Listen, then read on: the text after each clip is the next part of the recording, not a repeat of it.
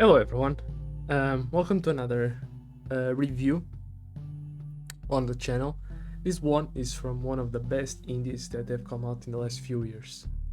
What is this indie? Loop Hero.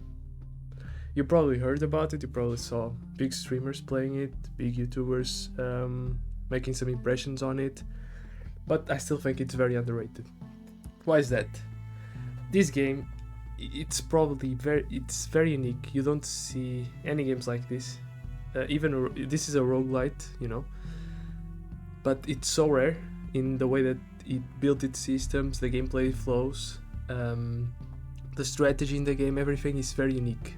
You don't find many games on Steam or anywhere else with this type of system, with this type of gameplay loop. I'll go a bit into detail on the systems and on the different sections that a review entails, but I want to make one thing clear. If you haven't tried Loop Hero, go ahead and go ahead and buy it, because it's one of the best indies on the market if you are into roguelites where you have some strategy elements, some loot-based elements as well. It's pretty fun and it's pretty addictive, so be aware as well on that you'll be spending a lot of time on this game. Now, first section: NPCs, side stories, characters in the game. This game, it doesn't bring in much in terms of NPC side quests, the usual sections that you see on an RPG.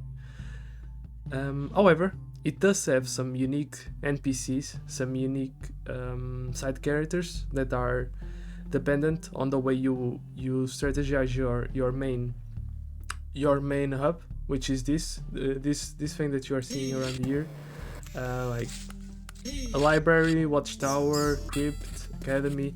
So every single one of these buildings will have a unique NPC with some dialogue. And as you play more and more Loop Hero, you'll understand more and more about the story. And these unique characters that come in whenever you are on your, like, this is like a camp building where you build your camp so you can get stronger decks, get stronger equipment for your runs. It's when you have successful runs or when you build a new, entirely new building, you'll have new unique dialogue, new NPCs appearing, and the story will be made, will be clear, So it's pretty unique.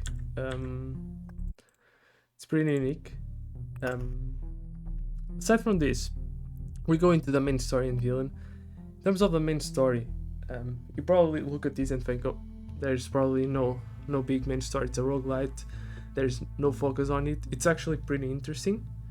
Basically, there's a big loop, and an entity is trying to destroy the whole world, right? You are one of the remnants that wasn't destroyed yet by this entity, and you are trying to fight back. So each loop, you gain more resources, you defeat some of the underlings from this entity, and in the end you find out why is he trying to destroy the world, and why are you able to fight back. It's pretty interesting. The main villains, the main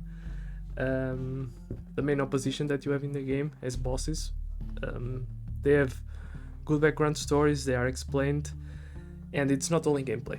Story is a factor here, and it's a big factor. Now, sound effect and music. This game is amazing sound effects. It's like retro sound effects, you can hear it, like, whenever you see. I mean, it just makes me go back, It's really fun. So this is your camp, by the way.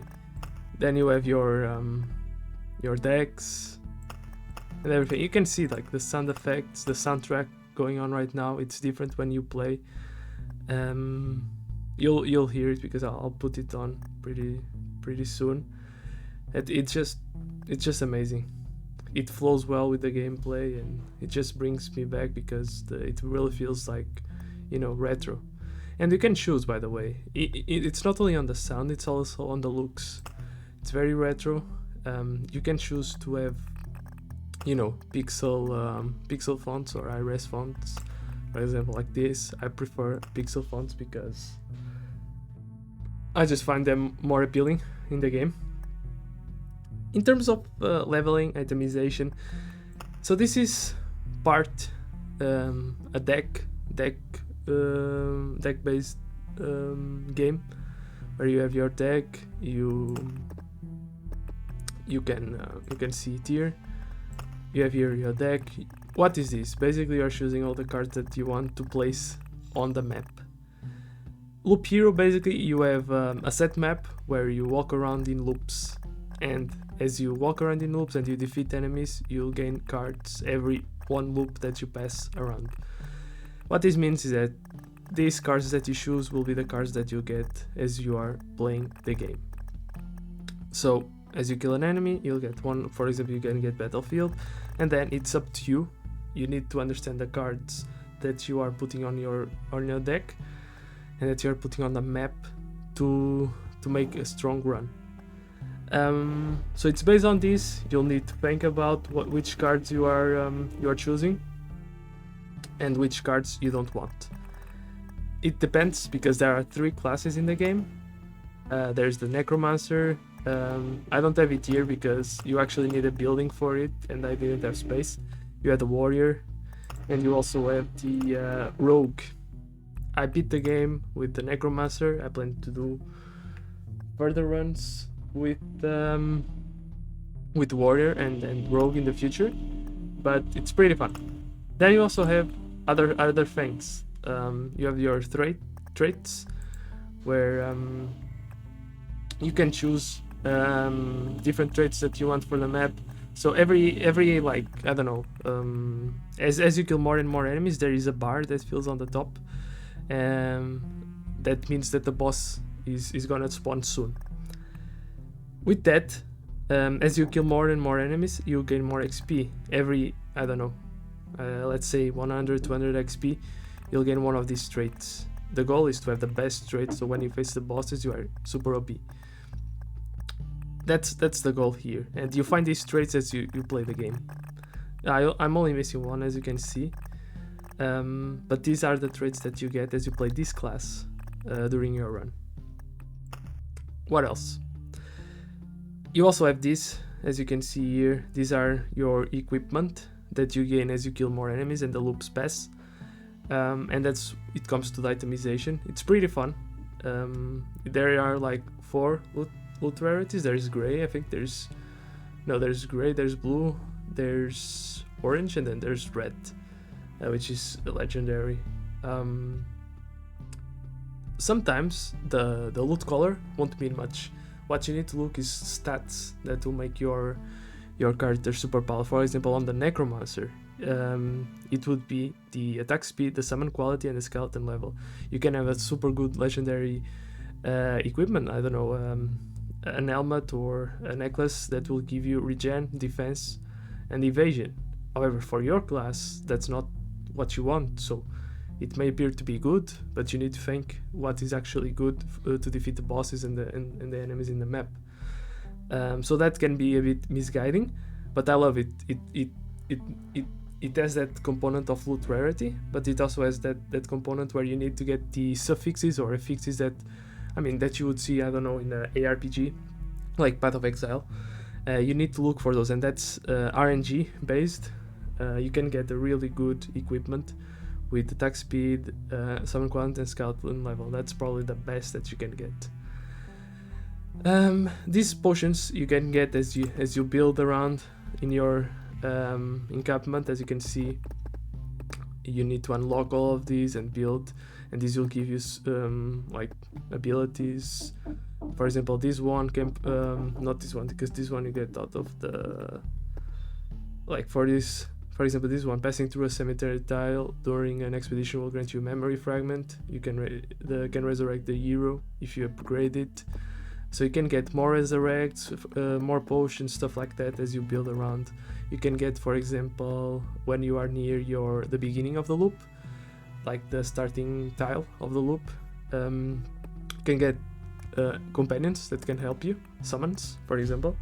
It's pretty cool, pretty cool. In terms of bugs and performance, I don't think there is any bugs. This game is super polished.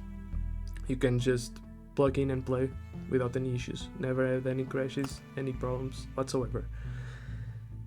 Then you have the world and level design. What I'll speak here is about the loop design, because, and maybe we can start just one, just for you to see with the Necromancer. This is my deck, which I beat the entire game. This here are all the bosses that you can face, the different chapters. So you need, after you beat one chapter, of course, for example, chapter 2 will be a lot harder, and then the last chapter will be a lot harder. That's just for you to see.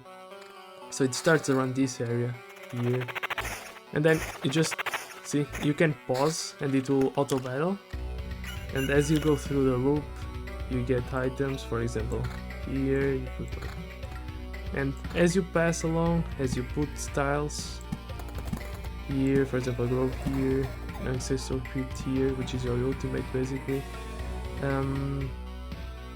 you'll get this bar here, you see, map completion. When this bar is filled, the boss of this chapter will appear on the campfire tile. And this is basically your map or world.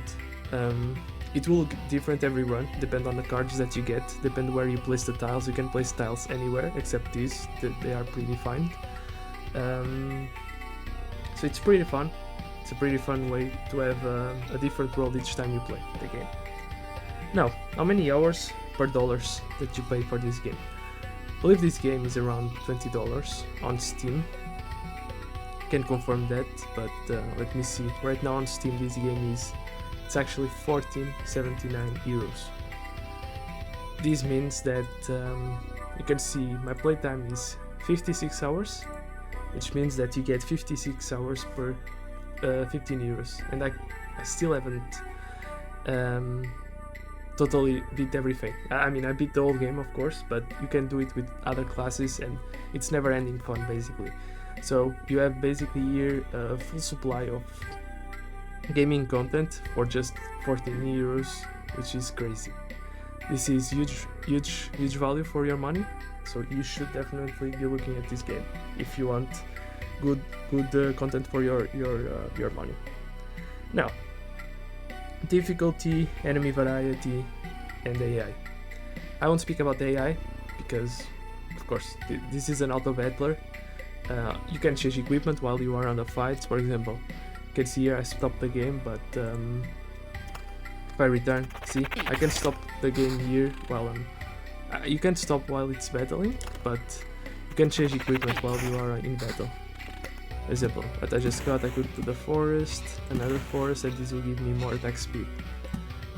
You shouldn't put forests, but that's for another video that I'll do explaining this a good guide for Necromancer. But in terms of AI, it's enemies, you know. This isn't a turn-based game or an RPG where you're running around and AI is different. This is just an auto-battler. In terms of enemy variety, no complaints here. You'll see lots of different enemies around the game. I guess there are like, I don't know, 10 types, I would say. With the bosses, it varies around, but it's good enemy variety for this type of game. Difficulty. Now, like the first few chapters, like first chapter and second chapter will be easy, I would say, but then there will be a really big gap on the difficulty level that comes on the last two chapters, and that's when you'll need either to do more research on your own, or you'll need to find new strategies to get a good solid run to beat those chapters, because they can get pretty hard. And there are like pretty OP strategies that you can instantly kill a boss easily on those last chapters, even without those buildings and those upgrades and traits. You just gotta plan ahead and gotta know what are the good tiles to place on the map, you know. But it's pretty good difficulty. There's a clear gap that happens between the second and third chapter, so be prepared for that if you buy this game. Now, I don't think I even need to speak about replayability, because this is a roguelite and you get enormous replay value here. You can play as like 3 classes. After you had successful runs on all the chapters with one class, you can just turn around and it's just completely different to play with one class and the other. Like the equipment will be different, your stats will be different, so you'll need to strategize differently. So it's pretty fun.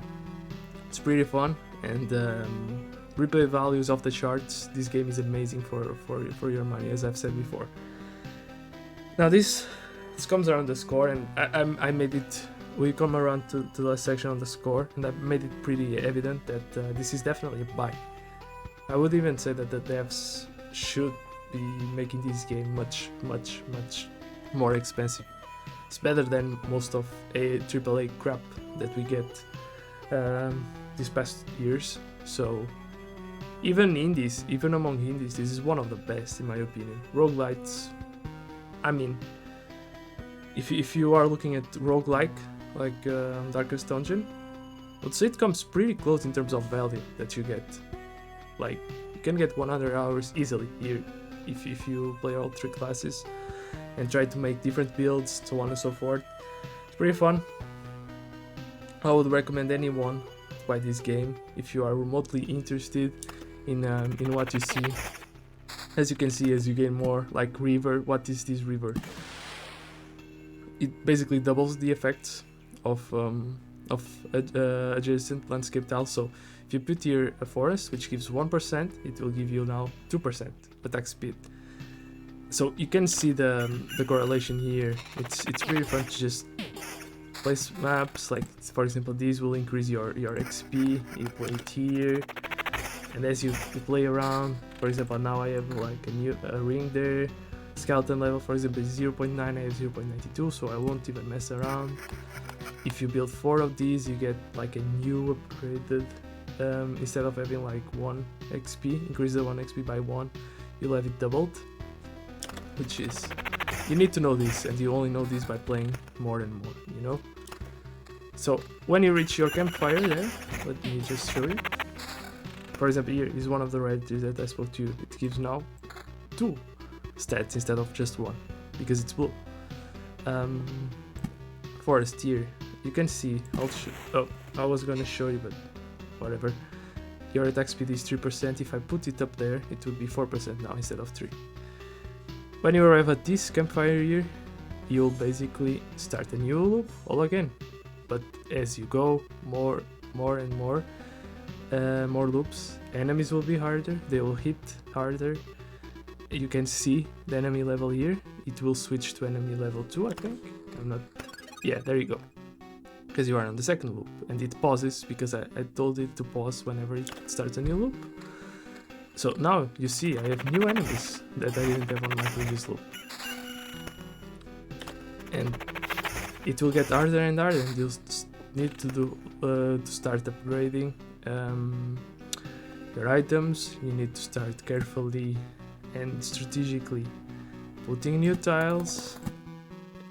See? Place new enemies, spiders now, and it's just pretty fun. Like the sound effects just make it fun. And the necromancer is especially fun, at least for me, because you get your skeletons behind you doing the damage. You're just controlling. So overall, Loop Hero is a big recommend. I think everyone should try this game. These devs should be more noticed, because I think with a bigger budget they could make something amazing. Thanks everyone for watching. If you like the style of this review, let me know. If you don't like it, let me know, and why, so I can change the format. I'm just starting, so still pretty new to this whole reviews YouTube thing, but I'm trying to progressively get better. See you on the next one. Bye.